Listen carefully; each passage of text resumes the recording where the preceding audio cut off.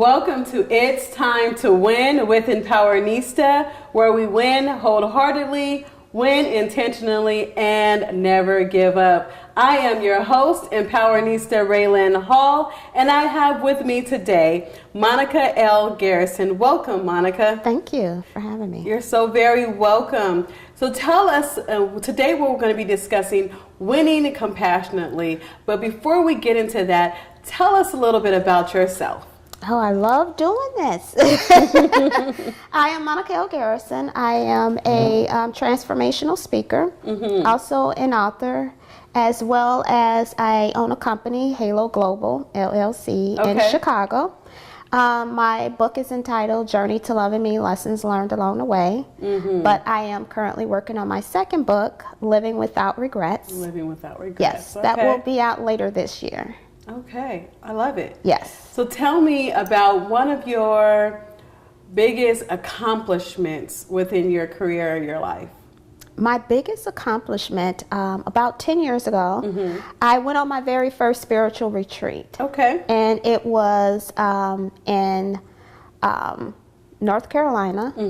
And it was transformational. It was one of the points in my life where I was really struggling with finding myself and trying to really figure out what I wanted to do in life.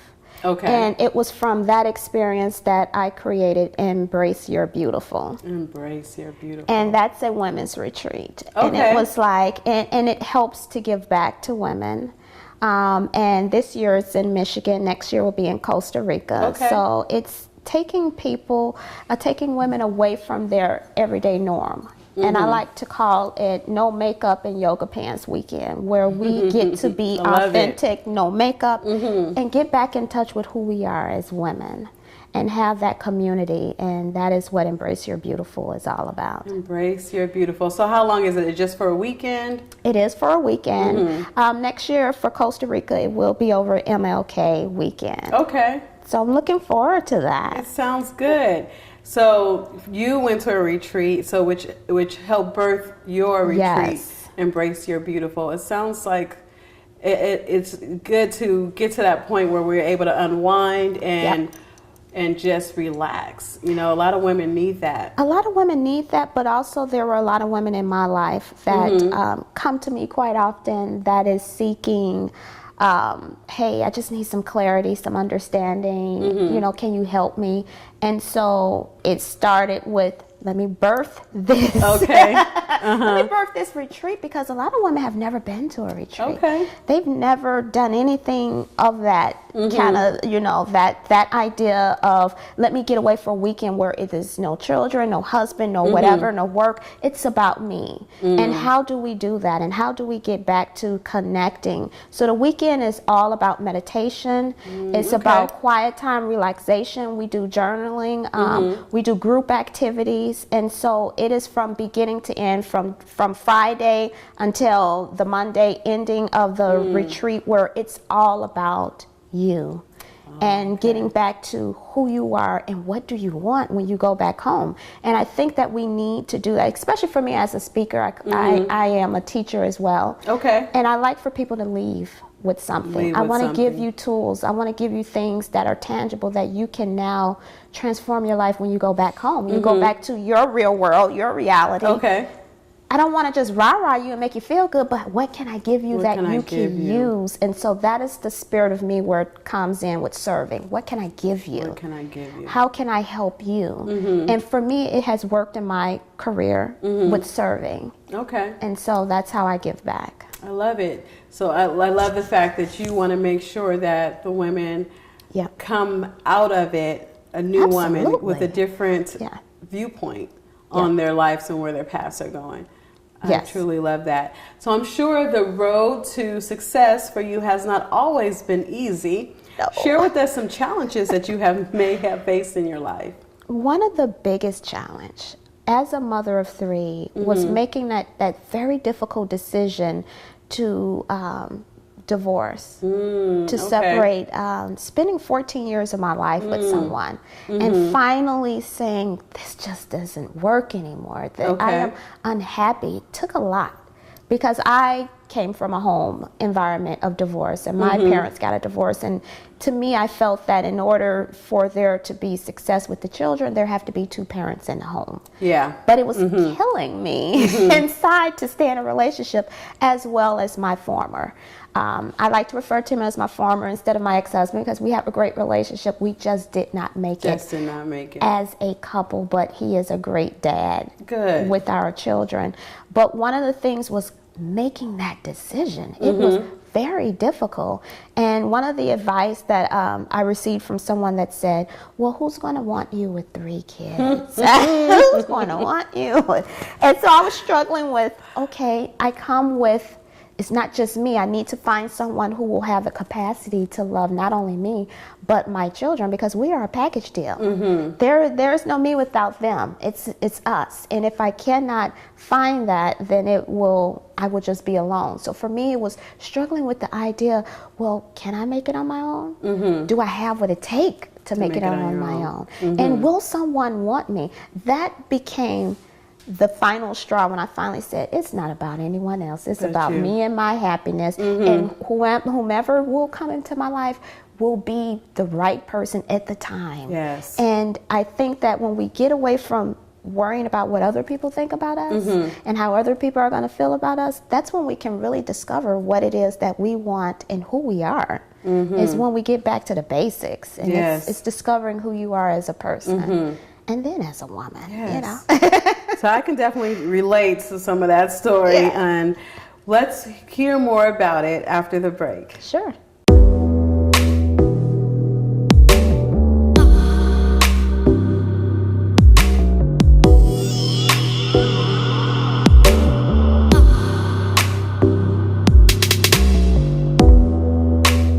Welcome back to It's Time to Win with Empowernista. I am your host, Empowernista RayLynn Hall, and I have with me today Monica L. Garrison. Welcome back. Thank you. You're so very welcome. So before the break, we were discussing one of your biggest challenges in your life, and you brought up the fact that you became a divorced woman and feeling that, how do you move forward after that? With having 3 kids and feeling like you can't move on. And I can definitely relate to that. Similar story, but let's not get into that too much. I do want to hear more about how you serve others. Share with me since the topic of this show is called Winning Compassionately, what does that mean to you? Winning compassionately means to me is getting out of your own way. Because I was ashamed of my past. I was embarrassed. I was sexually abused as a child. And so for quite some time, I felt to blame for that. And I held on to that. And I wore that.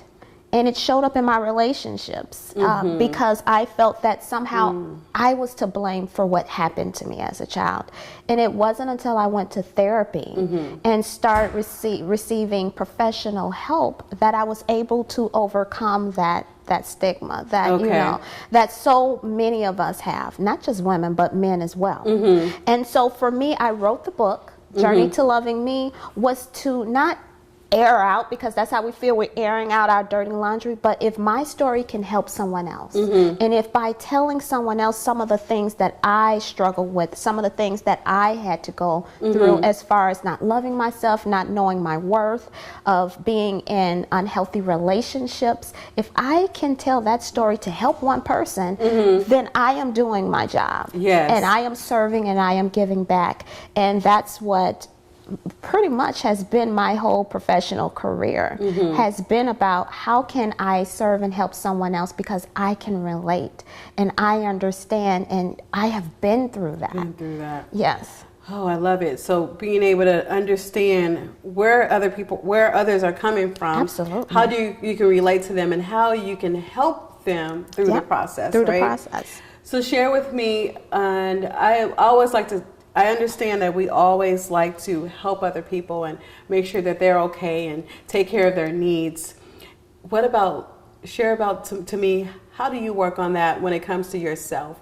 Because I know sometimes we feel like we have to do everything for everybody else. And that is completely okay. And that's about being compassionate. But are you also compassionate to yourself and your own needs? Absolutely. For me, I start every day with meditation. That is Monica time. That's not the boys. It's not anything else. It is my time where I can reflect. I also journal. And so I am able to pray, to meditate, and take that moment for myself.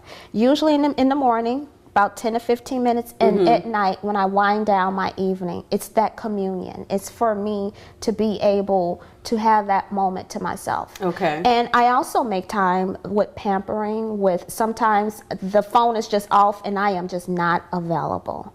And I feel that what we want to do is be a crutch for someone and want to be an enabler for someone. Yeah, we don't want to do that. And it was like, how can you do the work if I'm doing it for you? Yes. It's your life.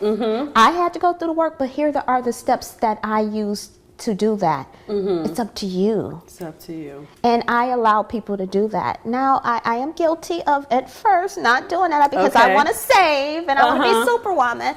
But the reality was, then you rely on me. Then you depend on me. And you still haven't learned how to get those tools for yourself. So for me, it's, let me help you. Here's what I did. Now you take the reins. You take the lead and you do it for yourself. Okay. But it's consciously doing it. You know, we live on autopilot, most of us. But when you start living consciously, it tends to make making those tough decisions a little bit easier. That's true. Yeah. So what would you say to a woman that she's constantly giving, but she's not receiving anything in return, so she's kind of feeling depleted? What do you say to that woman? How does she begin to get to the point where she can help other people, but also get something in return?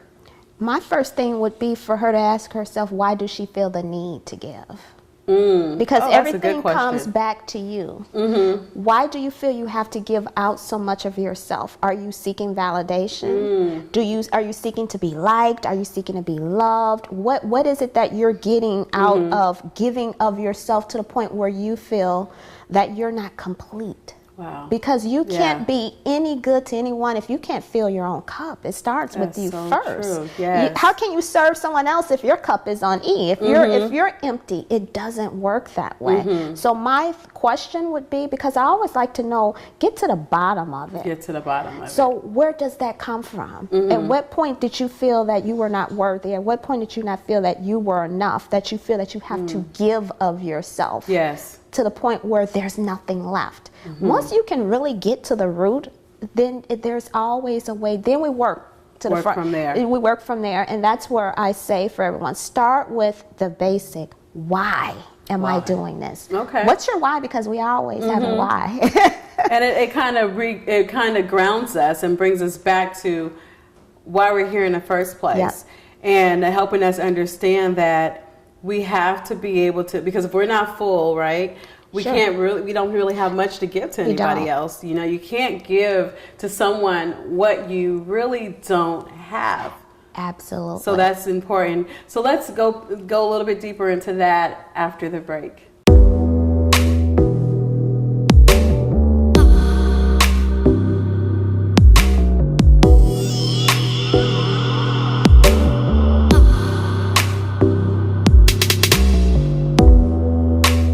Welcome back to It's Time to Win with Empowernista. I am your host, Empowernista RayLynn Hall, and we have with us Monica L. Garrison. Welcome back. Absolutely. So we were discussing on how, if you're not full, how can you be compassionate enough to help somebody else when you don't really have enough to give, right? Right. So I think that's an interesting point, because sometimes we forget to fill our own cups, like you mentioned. We do. So share with us about a time, because I'm sure, you know, we've all gone through those moments when we weren't quite full on our own, but we didn't quite have the direction.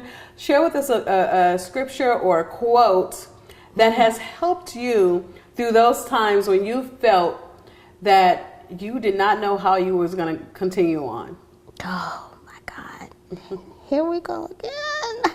I would have to say, honestly, because I like to always say that I live in a moment in my season. Okay. And for me, my season has truly been to thy own self be true. Okay. Because there was really a point in my life where other people was more important than my feelings.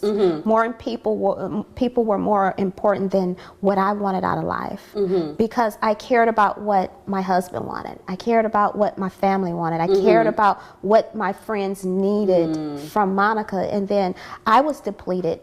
And I was like a lot of people, just struggling, trying to find my balance. Yes. And so for me, it really took a lot of time and effort and work that most people are not really comfortable with doing, is really doing a lot of soul searching and finding out, how do I get to that place of peace? Because we live in a place of brokenness. We live in a place of pieces. But how do you live with peace? How do you live with peace? And it really takes you being honest with where you are in life, and how did you get there, and how do you overcome it?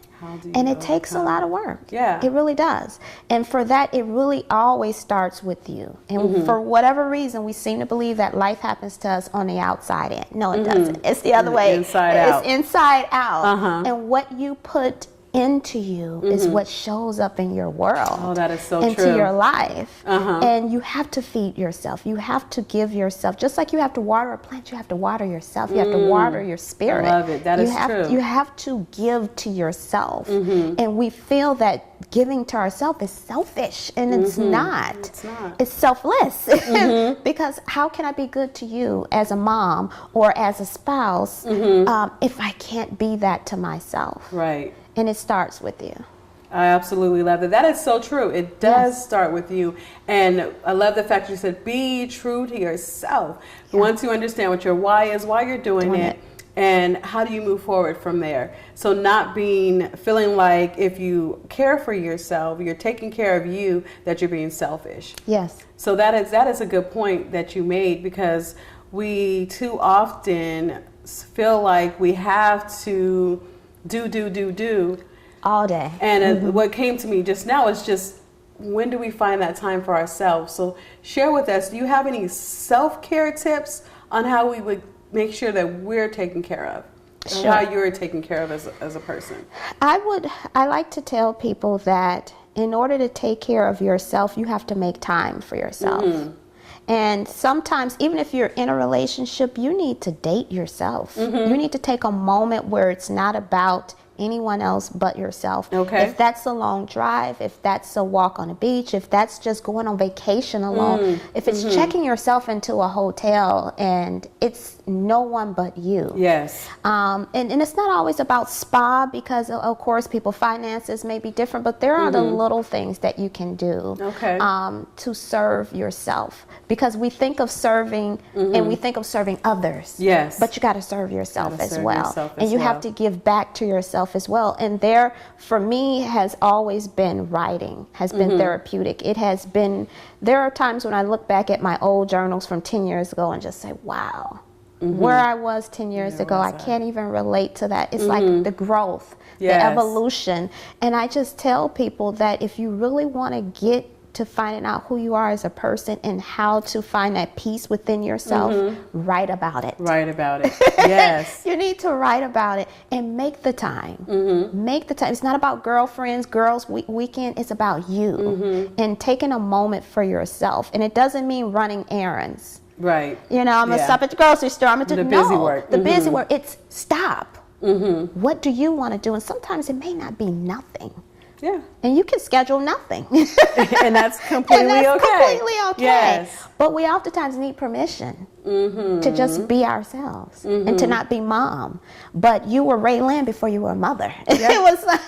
I was Monica before I was a mother. But we identify with our children and with our work and with everyone else, that sometimes we forget to come back to ourselves and serve who we are.